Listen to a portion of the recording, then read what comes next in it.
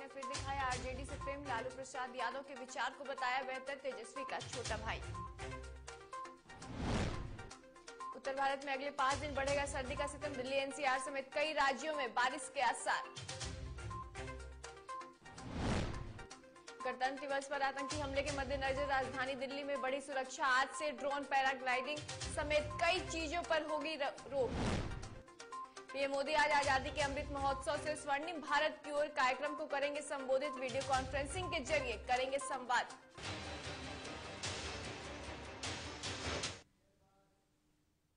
नमस्कार, आप देख रहे हैं डीटीवी भारत और मैं हूं आपके साथ एकता। बुलेटिन की शुरुआत करेंगे, लेकिन उससे पहले रुक कर लेते एक बड़ी खबर की। तो बड़ी खबर इस वक्त सामने आ रही है पटना सिटी से। आपको बता रहे हैं जहां गोदाम से लगभग 880 लीटर स्पिरिट बरामद किए गए हैं। तो ये बड़ी खबर आपको बता रहे हैं जहां पटना सिटी के ट्रांसपोर्ट नगर से ये स्पिरिट जो है वो बरामद किए गए हैं और इसमें 3 लोगों को गिरफ्तार भी कर लिया गया है। तो आपको ये बड़ी खबर पटना सिटी से बता रहे हैं जहां 3 लोगों की गिरफ्तारी भी हो गई है। और नालंदा मामले से पटना के जुड़े तार, तो एक बार फिर से नालंदा शराब मामला जो है वो पटना से तार जुड़े जा रहे हैं। और आपको बता दें कि नालंदा में जहरीली शराब से मौत मामले में भी गिरफ्तारी जो है वो हो चुकी है। तो ये बड़ी खबर आपको बता रहे हैं जहां पटना सिटी से 880 लीटर जो स्पिरिट जो है वो बरामद किए गए हैं। और नालंदा में जिस तरीके से जहरीली शराब बरामद हो रहे थे उसके तार अब पटना से भी जोड़े जा रहे हैं। तो ये बड़ी खबर आपको बता रहे हैं जहां पटना सिटी के ट्रांसपोर्ट नगर से स्पिरिट जो है वो बरामद किए गए हैं और 3 लोगों को मामले में गिरफ्तार भी कर लिया गया है। तो ये तस्वीरें आपको दिखा रहे हैं कि किस तरीके से स्पिरिट जो है वो बरामद किए गए हैं। और मामले में आपको बता दें कि 3 लोगों की गिरफ्तारी जो है वो कर ली गई है। तो ये ताजा तस्वीरें हम आपको दिखा रहे हैं डीटीवी भारत के माध्यम से कि किस तरीके से ये 3 गिरफ्तार जो है उसकी भी तस्वीरें हम आपको दिखा रहे हैं। चलिए इस खबर पर ज्यादा जानकारी के लिए पटना सिटी से मुकेश फोन लाइन पर जुड़ गए हैं। तो मुकेश, पहले जहरीली शराब बरामद हो रही थी और अब 880 लीटर स्पिरिट जो है वो बरामद किया गया है। जी बिल्कुल पूछा। जहाँ तक अगर बात किया तो जिस तरीके से नालंदा में शराब कांड हुआ है, जिस तरीके से नकली जहरीली शराब पीने से 11 से 12 लोगों की मौत हुई है, प्रशासन को जागरूक कोशिश है।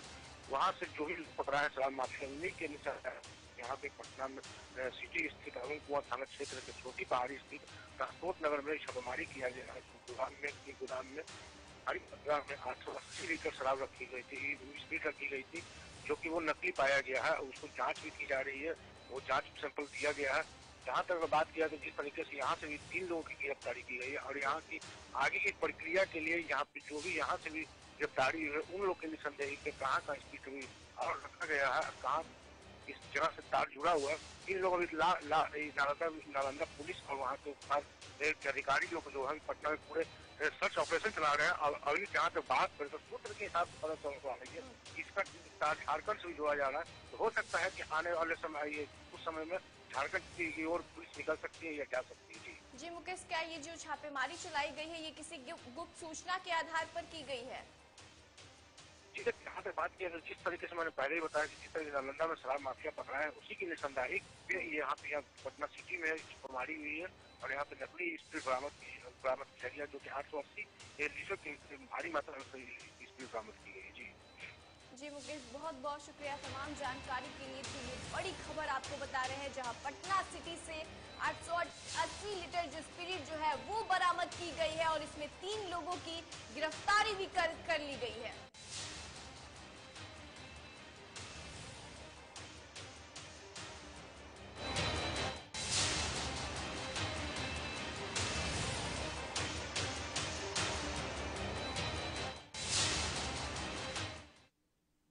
बिहार में जहां एक तरफ शराबबंदी पर सियासत जारी है और एनडीए में आपसी कलह है, वहीं दूसरी तरफ यूपी चुनाव में मुकेश सहनी की नई पारी मानो बीजेपी के लिए संकट खड़ा कर रही है, जिसके बाद मुकेश सहनी ने एक बार फिर राजद प्रेम दिखाते हुए लालू प्रसाद यादव और तेजस्वी को छोटा भाई बताया है। जिसके बाद प्रतिक्रिया देते हुए राजद प्रवक्ता मृत्युंजय तिवारी ने बीजेपी जदयू पर हमला बोलते हुए सहनी और मांझी को पार्टी से आने का न्योता देते दिखे हैं।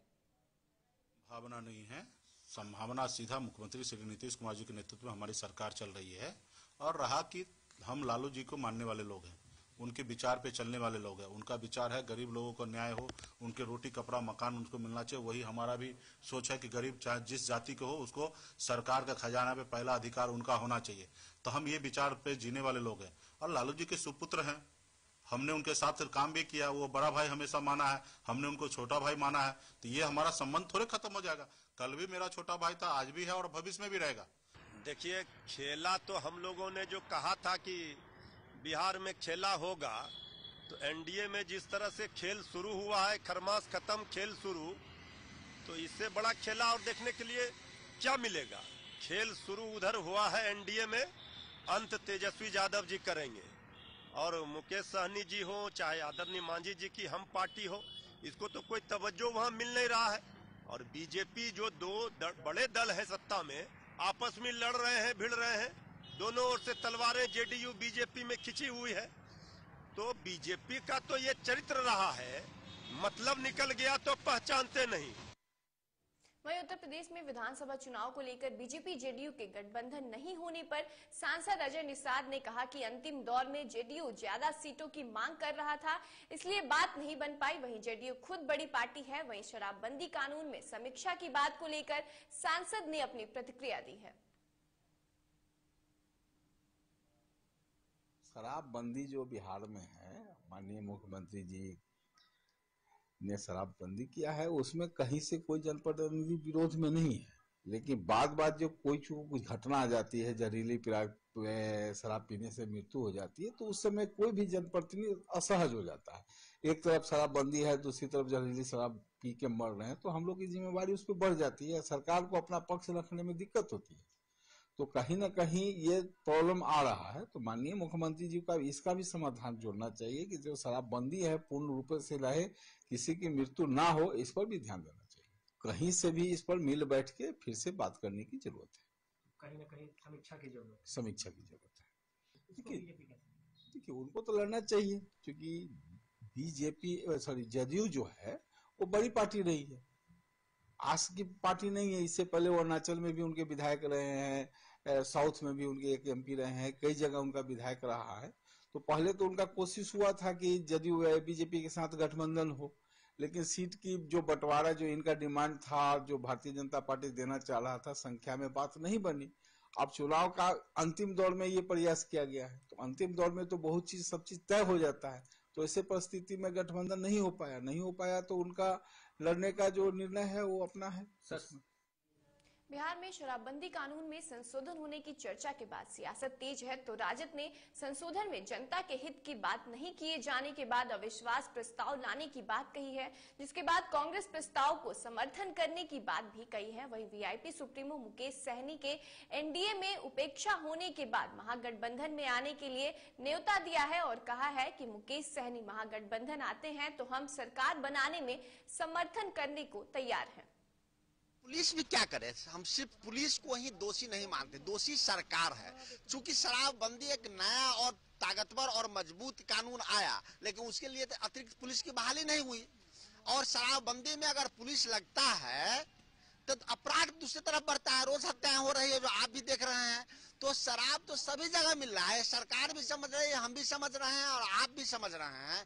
लेकिन ये शराब न मिले, इसके लिए सरकार का कोई ठोस कदम नहीं है। इसलिए कानून में संशोधन की आवश्यकता है कि जहरीली शराब से लोग न मिले। बिहार में इन दिनों जहरीली शराब के मुद्दे तुल पकड़ते जा रहे हैं। ऐसे में एनडीए के घटक दलों बीजेपी जेडीयू हम के बीच भी खटास देखने को मिली। वहीं बीजेपी के कई नेताओं ने शराबबंदी कानून को लेकर सवाल भी उठाए।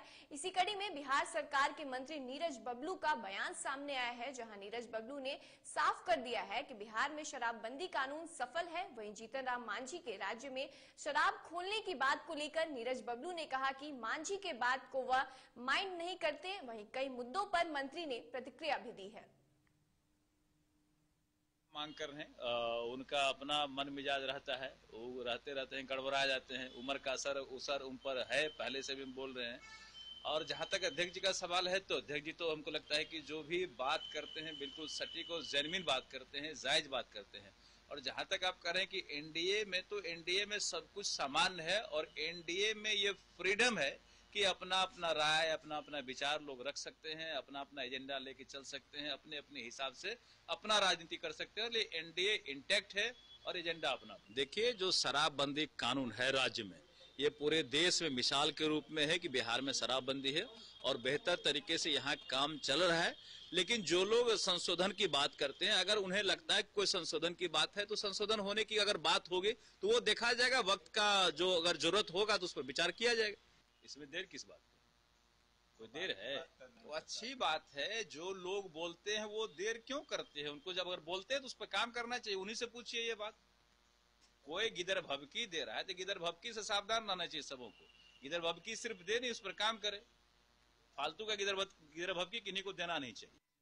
जहरीली शराब कांड के बाद नालंदा में पुलिस प्रशासन जहां अवैध शराब के खिलाफ मुहिम चलाई जा रही है, तो वहीं राजगीर थाना के थानेदार दीपक कुमार ने अनुमंडल पदाधिकारी को 121 वैसे लोगों की सूची सौंपी है जो शराब पीने या बेचने के मामले में जेल जा चुके हैं। वहीं थानेदार के अनुशंसा पर राजगीर की अनुमंडल पदाधिकारी सुनीता सिन्हा ने 121 लोगों के विरुद्ध धारा 107 के तहत नोटिस जारी कर दिया है और नोटिस जारी होने के बाद अब इन लोगों को महीने में 2 दिन हाजिर होना होगा और इन्हें शराब न पीने और शराब नहीं बेचने की शपथ भी दिलाई जाएगी। उनके द्वारा अनुशंसा 107 के लिए किया गया है, जिसको हम नोटिस से निर्गत कर रहे हैं और जिसकी तामीला करवाई जाएगी, जिनके खिलाफ शराब से संबंधित किया गया। अभी कितने लोगों पर नोटिस किया गया? 121। तो इससे सुधार आने की उम्मीद है? हाँ, इसे मतलब डेली उन्हें आना होगा कोर्ट में, फिर उनके ऊपर लास्ट टाइम में बॉन्ड डाउन करवाया जाएगा। वहीं बिहार में शराबबंदी को सफल बनाने को लेकर एक तरफ जहां सरकार सख्त तेवर अपनी दिखा रही है, तो वहीं शराबबंदी को लेकर विपक्ष लगातार सरकार की नीतियों पर सवाल खड़े कर रहे हैं। इसी कड़ी में बक्सर के डुमराव विधायक अजीत कुशवाहा ने शराबबंदी पर एक बार फिर सरकार को घेरा है। दरअसल उन्होंने कहा है कि शराबबंदी को सफल बनाना नहीं बल्कि आम लोगों को परेशान करना सरकार का मकसद है। उन्होंने कहा है कि बड़े बड़े सफेद पोशों मंत्रियों और अधिकारियों के द्वारा ही शराब की तस्करी कराई जा रही है। कोई भी कानून जब आप बनाते हैं तो उसके दूरगामी परिणामों के बारे में आप विचार अगर नहीं करते हैं तो हम समझते हैं कि आपका वह कानून सही तरीके से लागू नहीं हो पाता है। अभी सुप्रीम कोर्ट ऑफ इंडिया ने कहा कि बिहार में शराबबंदी जो कानून बना दिया है, इसके वजह से हाई कोर्ट के सारे केस पेंडिंग हैं और उच्च न्यायालय के सभी जज जो हैं सिर्फ शराबियों को बेल देने और जेल देने के फेरा में लगे रहते हैं। तो इसीलिए ये जो है इनको तो सुप्रीम कोर्ट से फटकार लगी है, इसलिए कह रहे हैं कि अब जेल नहीं भेजना है, जो पहली बार पकड़ाएगा उसको 50,000 रुपया लेकर के छोड़ देना है। ये कौन सा तरीका है? पहली बार पहचानने के लिए लाइव डिटेक्टर मशीन लेके घूमना पड़ेगा। कौन सच बोल रहा है, कौन झूठ बोल रहा है, ये सब कुछ भी नहीं है। ये बिहार की जनता को तंग तबाह और परेशान करने की कोशिश चल रही है। बात करें बगहा की, जहां बगहा में बाइक सवार युवक को ट्रैक्टर ने ठोकर मार दी, जहां ठोकर लगने से युवक की घटनास्थल पर ही मौत हो गई। दरअसल गन्ना लदा ट्रैक्टर तेज रफ्तार से आ रहा था और इसी क्रम में ट्रैक्टर की बाइक से टक्कर हो गई, जिसके बाद मौके का फायदा उठाकर ट्रैक्टर चालक ट्रैक्टर लेकर फरार हो गया। वहीं घटनास्थल पर पुलिस पहुंची और पुलिस ने शव को कब्जे में लेकर फिलहाल पुलिस जांच में जुटी हुई है।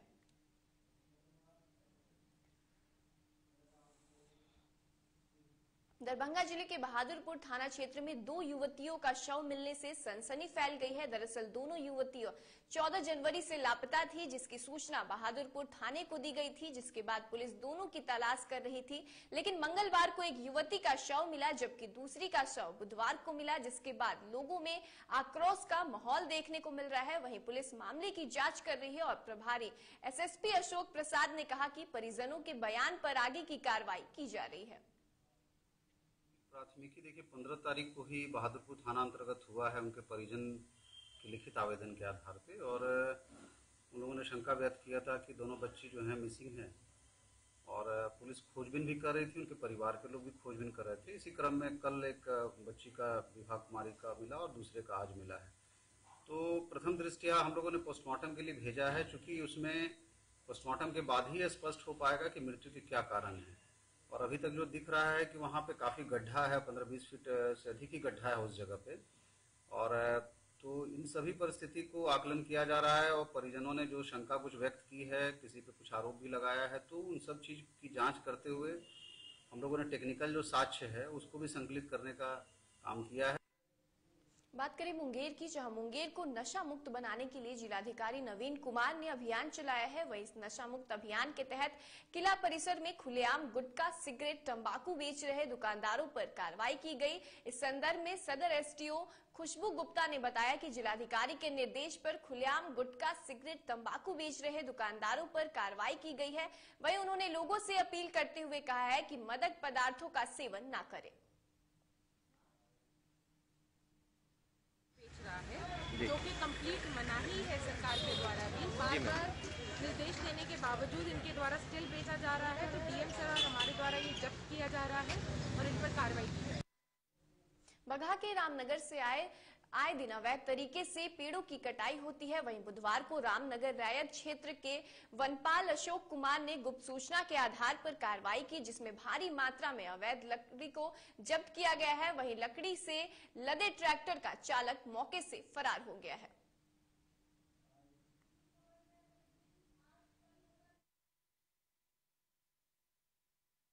लकड़ी तो छानबीन के पता चला, क्रम पता चला है कैसा लकड़ी है, लेकिन मैं अशोक कुमार वनपाल वन परिषद पदाधिकारी रामनगर, सूचना प्राप्त हुआ कि अवैध लकड़ी ट्रैक्टर जा रहा है, स्टेशन इस पर लगा हुआ है, उसको हमने जब्त किया और उच्च पदाधिकारियों के आदेशानुसार हम काम कर रहे हैं। इसको जांच पड़ताल किया जा रहा है, आगे कार्रवाई किया जाएगा कि कैसा लकड़ी है, किस प्रजाति का लकड़ियाँ है? शीशम का है प्रजाति।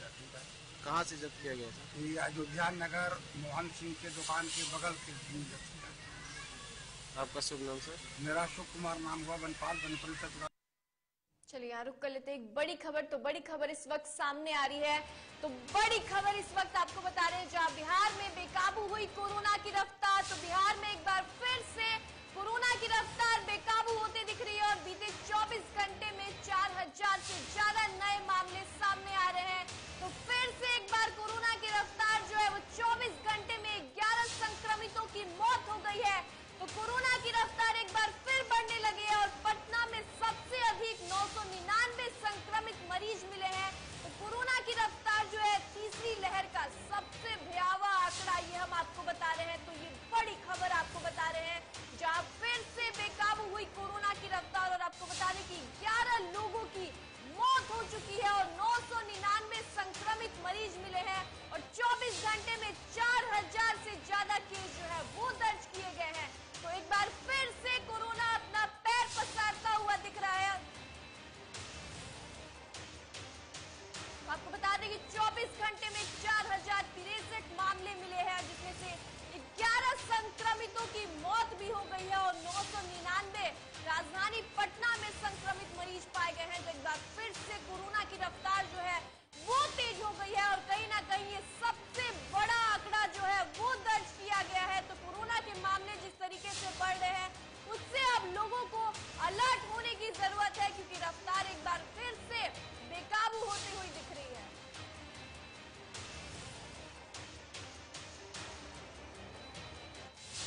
तो आपको बता दें कि तीसरी लहर का सबसे बड़ा ये आंकड़ा दर्ज किया गया है और कोरोना एक बार फिर से अपनी भयावह स्थिति जो है वो दिखा रहा है। अब लोगों को अलर्ट होने की जरूरत है, क्योंकि जिस तरीके से केसेस बढ़ रही है, जिस तरीके से मौत के मामले सामने आ रहे हैं, उससे कहीं ना कहीं अब लोगों को अलर्ट होने की जरूरत है। आपको बता दें कि तीसरी लहर का सबसे बड़ा आंकड़ा ये सामने आया है, जहां 4000 से ज्यादा संक्रमित मरीज मिले हैं और आपको बता दें कि 24 घंटे में 11 लोगों की मौत भी हो चुकी है।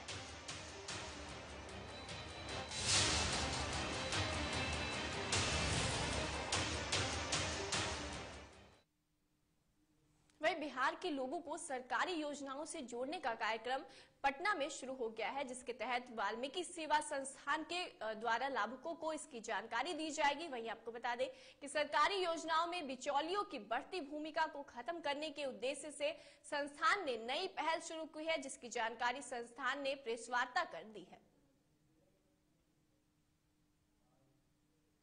अंतर्गत सरकार के द्वारा दी गई बहुत सारी योजनाएं हैं जो पब्लिक को नहीं आसानी से पहुंच पाती है, या तो फिर सरकार के द्वारा ऑफिस में चक्कर लगाने के समय में इंक्वायरी करते हैं, बहुत सारी समय बीत जाता है, जिससे वो लोग खुद को क्षुब्ध होकर के काम करना बंद कर देते हैं या फिर योजनाएं का लाभ लेना बंद कर देते हैं, जिससे कि बिचौलियों की मन बढ़ जाती है। इसको लेकर के हम लोग वाल्मीकि सेवा संस्थान के अंतर्गत हम लोग वॉलंटियर को बहाल करके हम लोग पूरे पंचायत स्तर पर हम लोग पब्लिक को सारी जितनी भी सरकारी योजनाएं हैं उसको हम लोग मुहैया करा रहे हैं। बात करें बक्सर की, जहां बक्सर में कोरोना का संक्रमण को लेकर प्रशासन सजग है। जिलाधिकारी लगातार स्वास्थ्य विभाग के साथ बैठक कर जिसमें सोशल डिस्टेंसिंग एवं मास्क के नियमों का पालन कराने को लेकर चर्चा हो रही है। वहीं डुमरांव नगर परिषद क्षेत्र में कार्यपालक पदाधिकारी मनोज कुमार ने स्थानीय पुलिस कर्मियों एवं कार्यालय कर्मियों के साथ मिलकर नगर की दुकान और चौक चौराहे पर मास्क जांच अभियान चलाया। वहीं बिना मास्क के लोगों को समझाया भी गया तो कुछ लोगों से जुर्माना भी वसूला गया। वहीं इस दौरान नगर की 7 दुकानों को 12 घंटों के लिए अस्थायी तौर पर सील भी किया गया।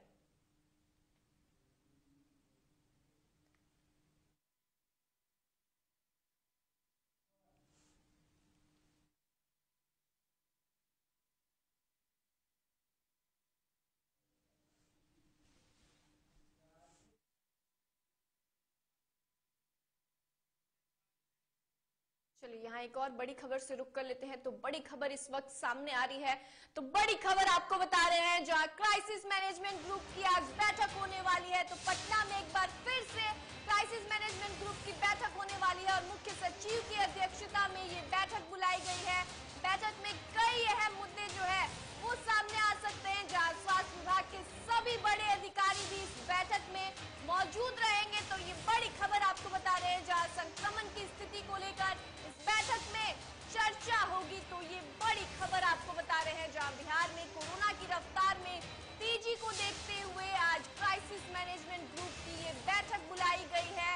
और आपको बता दें कि कल यानी कि 21 तारीख को जितनी भी पाबंदियां लगाई गई थी उसकी समय सीमा जो है वो कल के लिए निर्धारित की गई थी। तो कल जब समय सीमा खत्म हो जाएगा उसको लेकर आज ये अहम बैठक होगी और आगे क्या कुछ पाबंदियां लगाई जाएगी, इन सबों पर आज क्राइसिस मैनेजमेंट ग्रुप की इस बैठक में चर्चा होगी कि आगे किस तरीके से पाबंदियां जो है उसको लगाया जाएगा। क्योंकि जिस तरीके से लगातार कोरोना के केसेस बढ़ रहे हैं, ऐसे में सरकार अब आगे क्या कुछ पाबंदियां लगाएगी उस पर लोगों की नजर जो है वो आज की बैठक में टिकी हुई है। और आपको बता दें कि स्वास्थ्य विभाग से संबंधित सभी अधिकारी इस बैठक में मौजूद रहेंगे।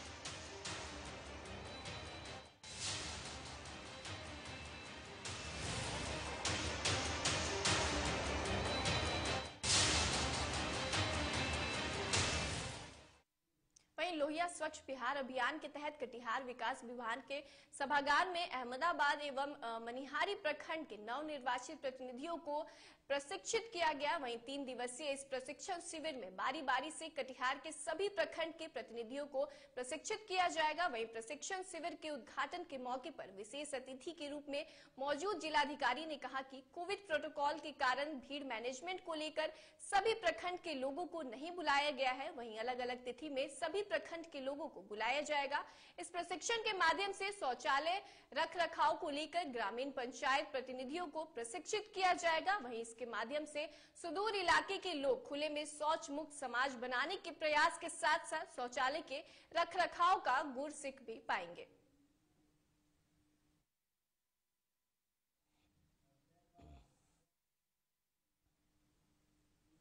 देश की राजधानी दिल्ली में गणतंत्र दिवस की तैयारियां जोरों पर हैं। वहीं सुरक्षा को ध्यान में रखते हुए चौक चौबंद भी की जा रही है। वहीं इसी कड़ी में दिल्ली में आज से ड्रोन, पैराग्लाइडर और गर्म हवा के गुब्बारों सहित उप पारंपरिक हवाई प्लेटफॉर्मों के संचालन पर प्रतिबंध रहेगा। वहीं यह आदेश 15 फरवरी तक प्रभावी रहेगी। दरअसल दिल्ली पुलिस प्रमुख राकेश अस्थाना के एक आदेश के अनुसार गणतंत्र दिवस समारोह 2022 के अवसर पर paraglider, paramotors, hang glider, UAV, छोटे आकार के संचालित एयरक्राफ्ट, क्वाड्रॉप्टर या पैरा जैसे सब कन्वेंशनल एरियल प्लेटफॉर्मों की उड़ान पर रोक लगती है। वहीं दिल्ली पुलिस की रिपोर्ट के अनुसार निर्णय लिया गया था कि भारत के लिए कुछ आपराधिक या असामाजिक तत्व या आतंकवादी उप पारंपरिक हवाई प्लेटफॉर्मों के उपयोग से आम जनता, गणमान्य व्यक्तियों और महत्वपूर्ण प्रतिष्ठानों की सुरक्षा के लिए खतरा पैदा कर सकते हैं।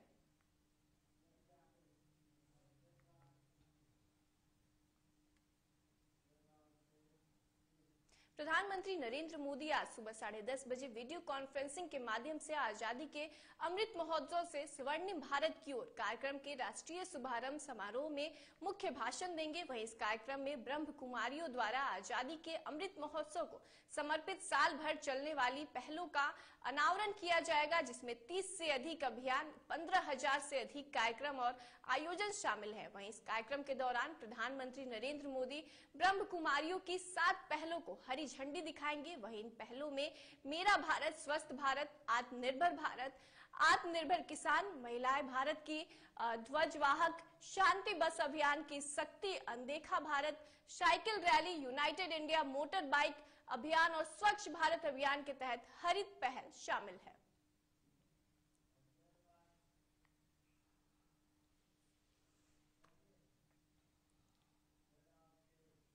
बात करें मौसम संबंधी खबरों की, जहां देश में उत्तर भारत में इन दिनों ठंडी का कहर जारी है। वहीं दूसरी तरफ सुबह शाम के मुकाबले दिन की तेज सर्दी से लोगों का जीना मुश्किल कर रखा है। वहीं मौसम विभाग के अनुसार पहाड़ी इलाकों से हो रही बर्फबारी के कारण मैदानी इलाकों में तेज हवाएं चल रही हैं, जिसके चपेट में उत्तर भारत के अधिकांश क्षेत्र आ रहे हैं। वहीं कश्मीर में पिछले कई दिनों से हो रही बर्फबारी ने ठंड को और बढ़ा दिया है। वहीं विभाग की माने तो जम्मू कश्मीर में लगातार हो रहे बर्फबारी के कारण मैदानी इलाकों में सर्दी बढ़ी है। वहीं कश्मीर में इस सप्ताह के अंत में बारिश और बर्फबारी हो सकती है।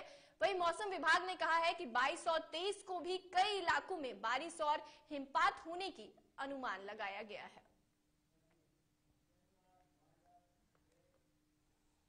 चलिए अभी के इस बुलेटिन में बस इतना ही। मुझे दीजिए इजाजत और आप देखते रहिए DTV भारत। नमस्कार।